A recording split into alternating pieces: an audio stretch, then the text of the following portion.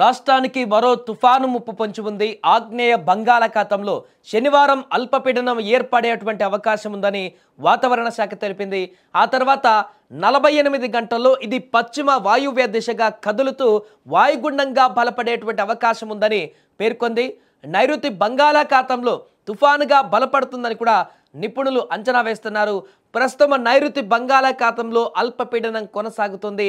దీని ప్రభావంతో ఈరోజు ప్రకాశం, శ్రీ పొట్టి శ్రీరాములు, నెల్లూరు, చిత్తూరు, తిరుపతి జిల్లాలలో శుక్రవారం కృష్ణా, బాపట్ల, ప్రకాశం, పొట్టి శ్రీరాములు, నెల్లూరు, చిత్తూరు ఇక అలాగే తిరుపతి జిల్లాలలో కూడా తేలికపాటి నుంచి ఓ మోస్తారు వర్షాలు కురిసే అవకాశం ఉంది.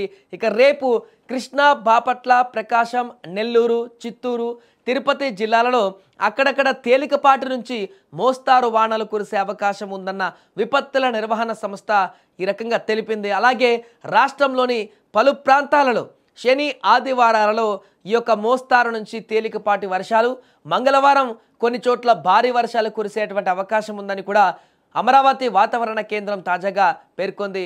మరొక వైపు రాష్ట్రంలో చలి తీవ్రత కొనసాగుతుంది.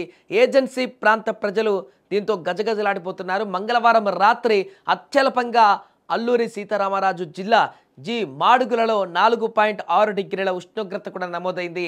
ఈ సీజన్లో ఇదే అత్యల్పం కావడం గమనార్హం.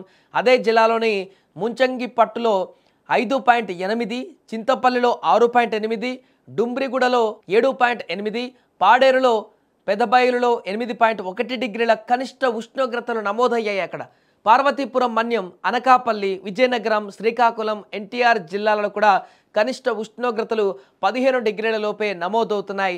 దీంతో అక్కడ ఉన్నటువంటి ప్రజలందరూ కూడా ఈ యొక్క చలి తీవ్రతకు వణికిపోతున్నారు.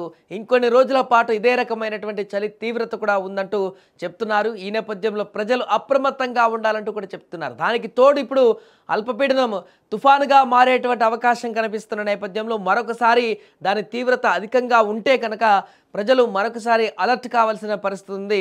మొన్న కొద్ది రోజుల క్రితం ఇప్పటికే మోతా తుఫాను ప్రభావంతో చాలా జిల్లాలు కూడా దాని యొక్క ప్రభావాన్ని ఎదుర్కొన్నాయి. ఇప్పుడు మరలా అంత భారీ స్థాయిలో కాకపోయినా వర్షాభావ పరిస్థితులు అయితే అధికంగా ఉండే అవకాశం ఉంది. కాబట్టి ప్రధానంగా ఇప్పుడు చెప్పుకున్న కొన్ని జిల్లాలలో అయితే దాని ప్రభావం మరింత ఎక్కువగా ఉంటుంది. కాబట్టి ఆ జిల్లాల ప్రజలు అప్రమత్తంగా ఉండాలి.